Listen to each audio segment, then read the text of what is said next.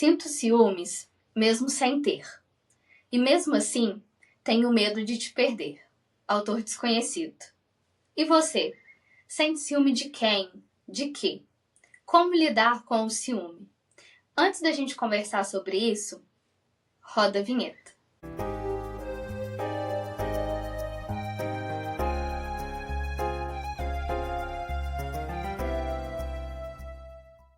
Fala, Elvio. Fala, Fran, tudo bem? Tudo jóia? E aí, já vou mexer um pouquinho com você, né? Você é ciumento? Vou repetir aqui o que você sempre fala, né? Essa é a pergunta de US$ 1 milhão. Então, não tem resposta precisa para isso, porque veja bem, pode ser que sim, pode ser que não, depende de quem, de que, quando, onde. Tem muitas variáveis nisso daí para a gente dizer sim ou não, você não acha? Você já tá aí fugindo da minha pergunta, né? Já deu aquela escapada. Como sempre, né? Vou até pedir para quem conhece ele aqui, deixar aqui nos comentários se ele é ciumento ou não. Expõe mesmo, não tem problema, tá permitido.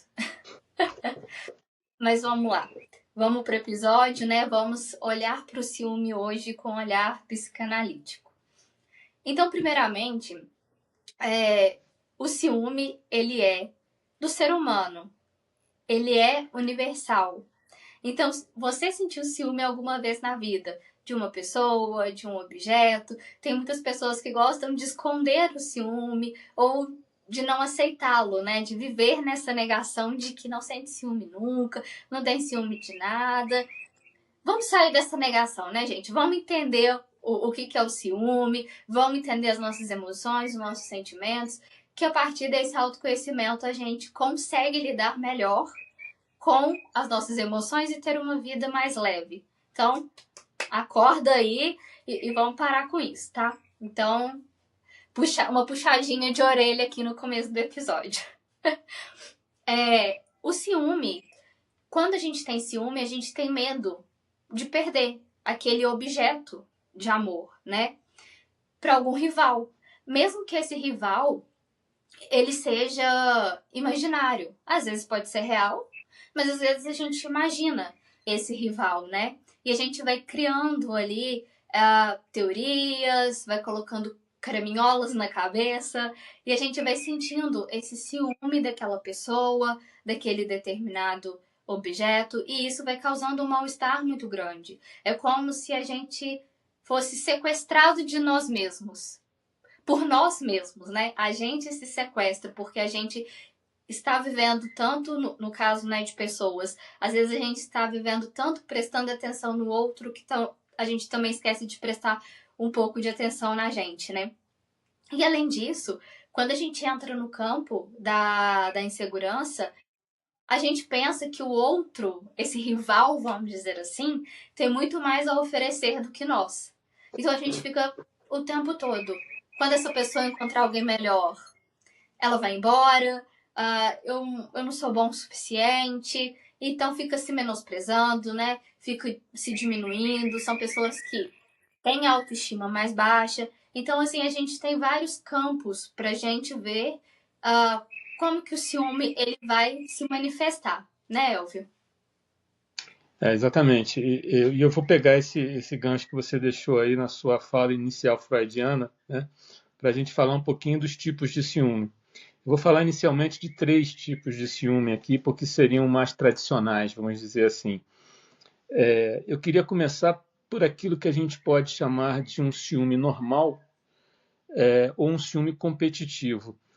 É aquele que surge, Fran, na rivalidade ou na disputa do objeto de amor.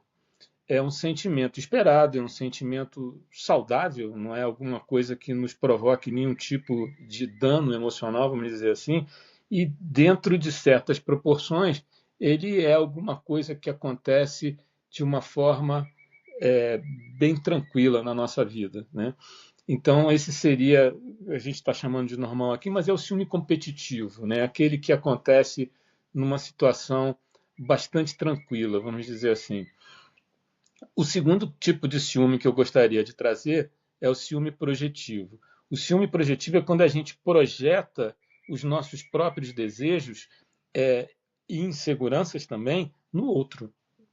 Observa, a gente pode acusar o outro de infidelidade, acusar o outro de um comportamento inadequado, quando na verdade isso está, como você falou, em uma insegurança nossa. Não necessariamente aquilo está acontecendo, mas a gente cria aquele momento, aquela situação, como se acontecendo estivesse, né? Vamos dizer assim. E o terceiro, que é um pouco mais complicado, que é o ciúme delirante. O ciúme delirante é aquele que atinge um nível extremo, ele atinge um nível, vamos dizer assim, de obsessão, né? Porque a pessoa começa a entrar num processo de ciúme prejudicial tanto a ele como também ao outro. Então, observa, quando chega no ciúme delirante, aí eu diria que a gente está na patologia do ciúme, vamos dizer assim, e a gente tem que começar a trabalhar isso de uma outra forma. Já não é mais aceitável que seja alguma coisa dentro da expectativa, dentro daquilo que a gente possa dizer que faz parte do nosso dia a dia, né? Então, assim, aí a gente já está numa situação que merece um pouco mais de atenção. Uhum. Se você gosta de psicanálise, né? Se você quer ler mais sobre esses tipos de ciúme, eu vou indicar para vocês um livro de Freud chamado Alguns Mecanismos Neuróticos no Ciúme, na Paranoia e na Homossexualidade, de 1922. Eu acho que a partir dessa leitura vocês vão conseguir entender um pouco mais todas essas definições que o Elvio trouxe pra gente. Olha só o ato falho que eu ia cometer. Eu ia falar que o Freud trouxe pra gente, em vez de o Elvio. Então eu acho que você pode se sentir lisonjeado. Mas. Porque eu tenho muita estima por Freud, né? Então, tenho muita estima por você. Enfim. E eu gostaria também de colocar aqui que eu tava vendo um vídeo do Christian Dunker também. Eu vou deixar ele aqui na descrição, caso alguém também queira entender um pouco melhor sobre o ciúme. Que ele também trouxe um conceito de um ciúme induzido. E para dar, né, uma exemplificação desse ciúme induzido, ele trouxe a tragédia de Otelo, que foi escrita por William Shakespeare. O Elvio vai saber explicar melhor um pouco essa história. Eu vou deixar ele explicar um pouco essa tragédia para vocês entenderem como que funciona essa dinâmica desse ciúme induzido. E realmente, foi uma tragédia, né, Elvio? Foi uma tragédia. E eu vou falar para você o seguinte: várias pessoas que me conhecem falam assim: nossa, como a Fran põe você em saia justa, né, cara? Mais uma saia justa que você me põe aqui agora, né? Então, veja só. Que isso?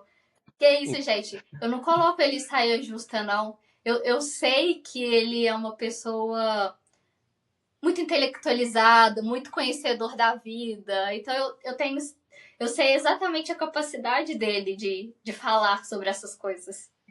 Tá bom, saia justa. Já entendi, saia justa. Então, tá bom. Não, não vou entrar no detalhe aqui, né? Mas assim, a tragédia de Shakespeare, Otelo, ela conta a história do General Mouro, que um alferes dele, que se chamava Iago, ele começa a convencer o Otelo de que a esposa dele, Desdémona, tem um caso com um tenente do exército dele chamado Cássio, se eu não estou enganado.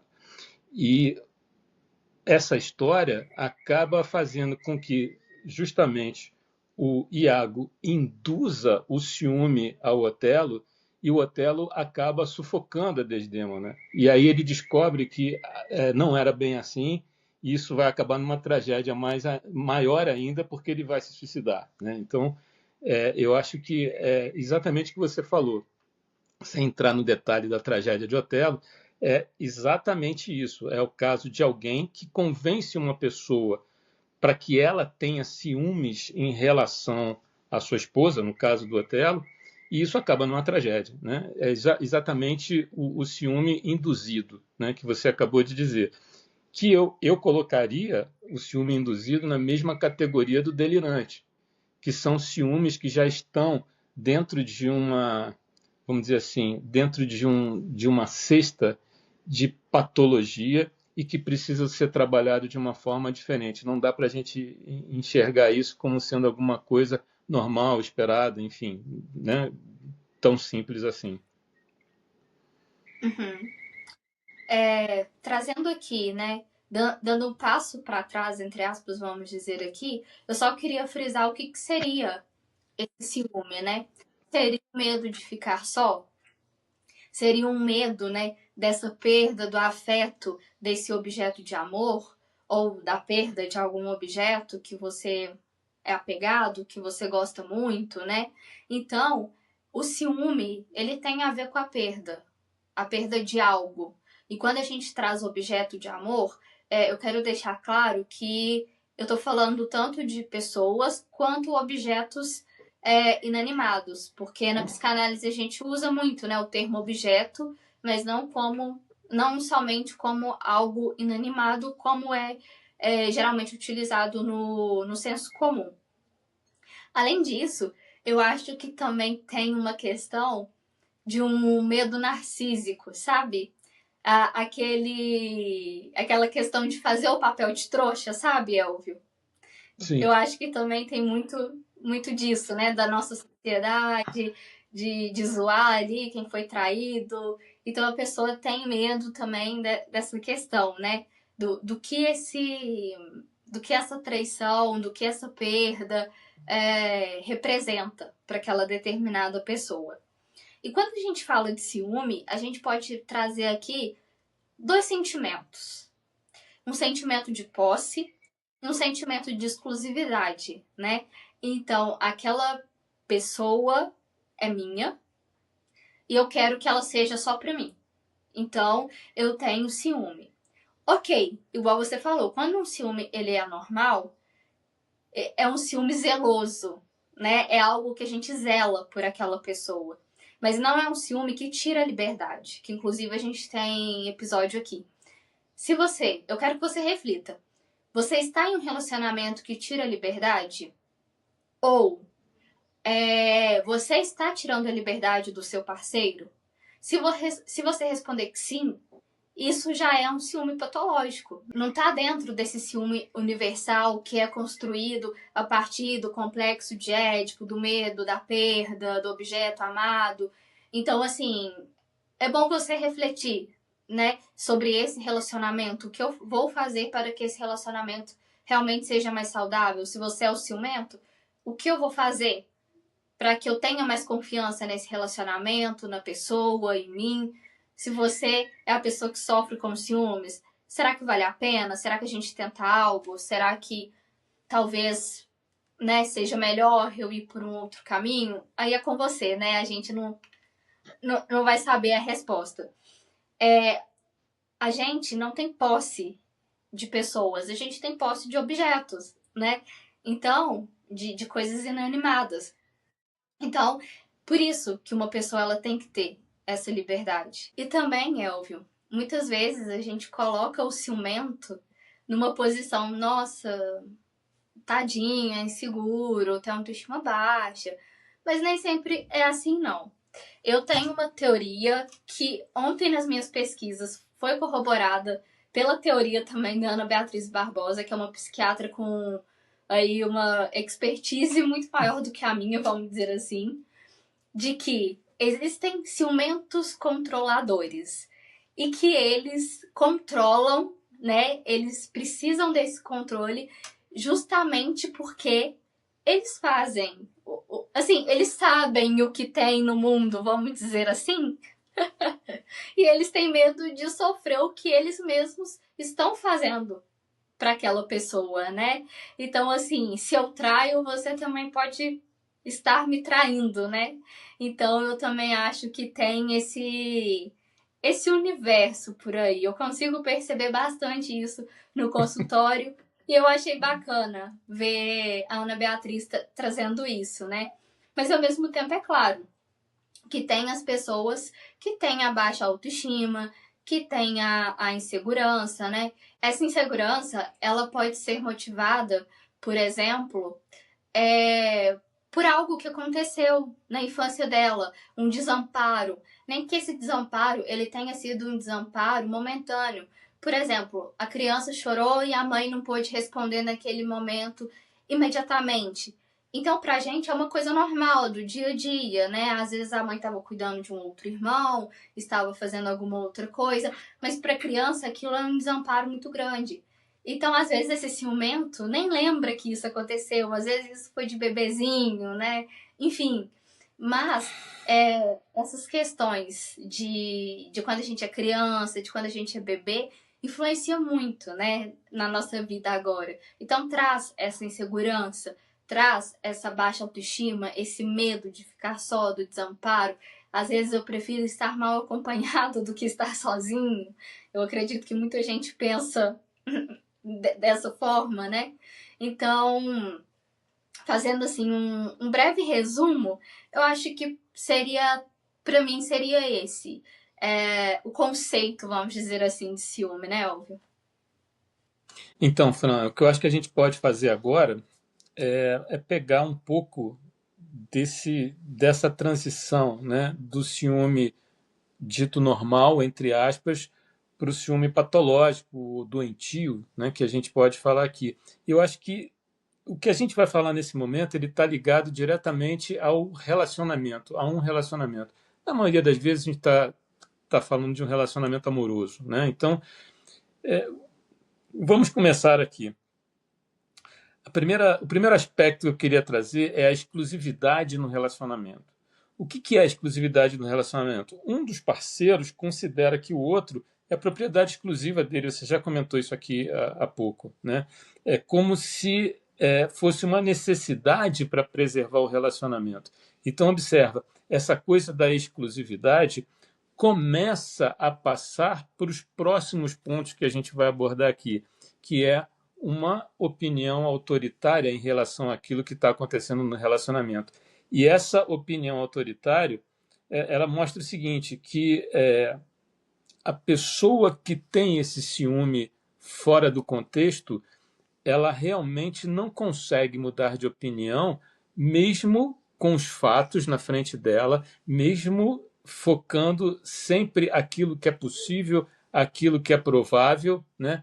E ela não acredita. Ela sempre vai achar que o que é provável, o que é possível, é a infidelidade, é a falta do comportamento adequado do outro em relação a ele ou a ela, né? Então, começa essa bola de neve, né? A gente vem da exclusividade no relacionamento, passa pela opinião autoritária, entra na necessidade de controle, que você também já falou isso aqui há pouco. Essa necessidade de controle, a pessoa quer saber de tudo, quer dominar tudo que o outro faz, tudo que o outro vive, não deixa que ela tenha uma vida pessoal. Isso é muito sintomático nos atendimentos, a gente percebe isso com muita clareza. Não respeita os desejos da pessoa, não respeita as afinidades que ela tem, né? É aquele famoso eu basto para você, basta que você me tenha e você tem tudo. E, logicamente, isso começa a gerar uma ansiedade, isso começa a gerar alterações nas relações interpessoais, a pessoa passa a ficar antissocial, começa a ficar retida no seu pequeno espaço, vamos dizer assim, né? E isso pode acontecer não somente num relacionamento amoroso, isso pode acontecer em qualquer tipo de relacionamento, pode acontecer numa amizade, isso pode acontecer num relacionamento de trabalho, né? A gente está falando do relacionamento amoroso porque o relacionamento amoroso talvez seja o ponto mais vamos dizer assim, contundente, o ponto que é mais sintomático efetivamente quando a gente começa a ter todo esse quadro aqui. Mas isso acaba com a leveza em qualquer relacionamento. Isso traz uma convivência muito difícil e isso, com certeza, no relacionamento amoroso é muito mais danoso. E aí, Fran, eu acho que você vai querer falar um pouco sobre isso também. A gente está falando de um relacionamento que acaba virando um relacionamento abusivo, acaba virando um relacionamento que não permite que o outro tenha a sua própria individualidade, tenha a sua própria vida. Você concorda? Claro. Quando esse ciúme ele passa, né, desse ciúme normal, a pessoa ela passa de um determinado limite e quando a outra também não sabe impor, né, um limite, porque também é necessário esse movimento de impor um limite até onde eu vou dentro desse relacionamento, até onde faz sentido para mim, né? Se eu estou aceitando essa toxicidade, eu também não estou conseguindo falar não para o outro, né? Então eu estou deixando que ele me roube de mim, eu estou deixando que ele sequestre a minha individualidade, sequestre de quem eu sou. A gente pode ir afastando da família, das pessoas que a gente gosta do nosso convívio, ou se não, né? No caso de uma pessoa controladora, né? Ou se não, a gente tem um relacionamento que a gente não consegue ter leveza. A gente tem medo o tempo todo da pessoa estar fazendo algo, ou a outra pessoa tem medo o tempo todo de fazer alguma coisa que vai gerar dúvida naquela pessoa. Só que um ciumento patológico, qualquer coisa que a pessoa faça, ele vai dar um jeito, né, de ter ciúmes. Então, por mais que a pessoa tente entregar determinada confiança a ele, mostrar que ela é uma pessoa confiável, que ela não vai fazer nada, essa pessoa ela vai sentir ciúmes, porque é uma questão dela, né? É uma questão que ela tem que procurar, ela tem que perceber isso nela, primeiramente, e ela tem que procurar, sim, uma ajuda, né? No caso aqui, a gente pode falar da terapia tanto individual, tanto a terapia de casal também, né? Para ajudar nesse diálogo, que muitas vezes é difícil manejar, né? Esse conflito, porque as pessoas elas vão ficando estressadas, qualquer coisa também começa a ser motivo de briga, essa comunicação ela vai ficando muito cheia de ruídos, então às vezes é necessário ter esse terapeuta para ajudar a colocar os óculos, né, e desembaçar um pouco esse relacionamento. Conjuntamente com a terapia individual também, que é super importante, porque igual eu falei anteriormente, né? Às vezes um desamparo da infância faz com que você se sinta dessa forma agora e isso pode ser resolvido, às vezes até dependendo, né, do que aconteceu, às vezes até de uma forma fácil, vou pôr entre aspas, dentro ali do contexto psicanalítico, né? E aqui, o que a gente vai treinar, por exemplo, dentro... Treinar acho que fica uma palavra ruim, mas o que a gente vai desenvolver dentro do processo psicanalítico? A gente vai construir ou reconstruir a nossa autoestima, né? A gente vai se autoconhecer, entender os nossos pontos a melhorar, entender como que a gente pode utilizar esses pontos a melhorar também a nosso favor, como que a gente pode utilizar as nossas qualidades a nosso favor, entender os nossos traumas, né? O que a gente precisa ressignificar. Então, a gente vai trabalhar tudo isso para que a gente consiga reconstruir essa autoestima e, consequentemente, trazer uma sensação de mais segurança dentro do relacionamento amoroso e também dentro dos outros relacionamentos, porque se essa pessoa sentiu desamparo, muito provavelmente ela é insegura em outros âmbitos, né? Então essa terapia, ela não vai trazer somente questões boas para o relacionamento amoroso em si, mas para todos os relacionamentos, inclusive com ela mesma, que é assim, o ponto principal que a gente fala dentro da psicanálise é o relacionamento com nós mesmos. Então a gente fica mais seguro com as decisões, toma decisões mais assertivas, enfim. Uma outra questão, a gente vai trabalhar, obviamente, o relacionamento saudável. A gente vai estar em busca de estabelecer um relacionamento saudável, que é o que a terapia de casal vai tentar trazer para dentro dessa dinâmica entre essas pessoas que sofrem, a pessoa que sofre o ciúme, vamos dizer assim, a vítima do ciumento, né? E aquela pessoa que é o ciumento. Além disso, a terapia também vai trazer ferramentas, vai trazer habilidades para ajudar que vocês consigam, né, resolver os conflitos durante o dia a dia. Que essa é a proposta, que nem sempre precise dessa intervenção de uma terceira pessoa, que vocês consigam no dia a dia entender, no dia a dia confiar um no outro, né? Confiar em si mesmo, compreender que se a pessoa tá com você, muito provavelmente, né? É porque ela quer estar com você, não é porque ela quer estar com outra pessoa no sentido, aqui eu estou trazendo no sentido da insegurança, né? Naquele sentido, eu não sou o suficiente, se ela chamar outra pessoa, ela vai embora, e esse monte de insegurança de que eu não sou boa o suficiente pra pessoa. Se a gente voltar no que eu gosto de falar, né? A gente sempre é incompleto, realmente. Mas uma outra pessoa também vai ter as incompletudes dela, né? Então vamos aceitar as nossas e compreender que se aquela pessoa tá com a gente, é que ela também tá aceitando, de uma certa forma, as nossas incompletudes, né, Elvio? Eu acho que tem algumas coisas interessantes aí que a gente pode pegar antes de passar para o encerramento, né? Eu acho que a primeira coisa é a seguinte: você falou muito em terapia de casal. E eu acho que a terapia de casal é uma terapia de vitória. Porque, veja bem, quando o casal chega no ponto de buscar uma terapia para resolver situações como essas que você trouxe até agora aqui, eu acho que isso já é um momento de vitória. Porque o que acontece normalmente é que essa relação, quando ela não está bem e quando o ciúme é alguma coisa que força algum tipo de desestabilização nessa relação, a relação que acontece é de medo.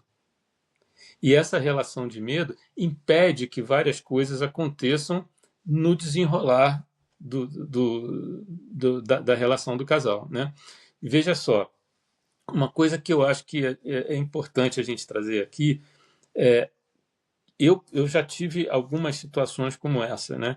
Que a pessoa está fazendo terapia com a gente e o parceiro ou a parceira estimula incessantemente que ela abandone a terapia porque ela está discutindo situações pessoais com um estranho. Você já deve ter escutado isso um monte de vezes. Na verdade, o que é isso? Isso é insegurança que você acabou de dizer. Isso é o que está acontecendo com o outro, querendo fazer com que a pessoa se mantenha naquele estado de insegurança e que esse estado de insegurança garanta a proximidade ou aquela situação do eu basto para você, né? Então, o que eu diria aqui é o seguinte, sem querer fazer um jabá para a gente, mas já fazendo, se as pessoas que estão ouvindo a gente têm situações no seu convívio como essa, de pessoas que estão dentro de uma relação, vamos dizer assim, onde o ciúme causa esse estado de medo, causa esse estado de desequilíbrio na relação, passe esse vídeo para essa pessoa, passe esse nosso vídeo para a pessoa, para que ela perceba que existe um caminho dentro da psicanálise onde ela pode mudar isso sem romper, sem sair da relação, nada disso. Não estamos aqui pregando, né, o abandono, não é isso que a gente está falando, mas como é que a gente pode trabalhar isso daí de uma maneira que a gente consiga fazer com que essa relação seja mais leve e que vamos dizer assim, e que essa dependência forçada não aconteça de uma maneira que ela possa fazer com que a pessoa se sinta mal, né? Se sinta desconfortável nessa relação. Verdade, Elvio. Eu também já passei por isso com um paciente que até parou de fazer a terapia, né? Em decorrência desse tipo de comportamento do parceiro. Às vezes o parceiro tem medo também da pessoa perceber o que está acontecendo dentro do relacionamento, que o relacionamento está sendo tóxico e que ele perca esse controle sobre essa determinada pessoa, né? Então, assim, eu acho que, em resumo, né?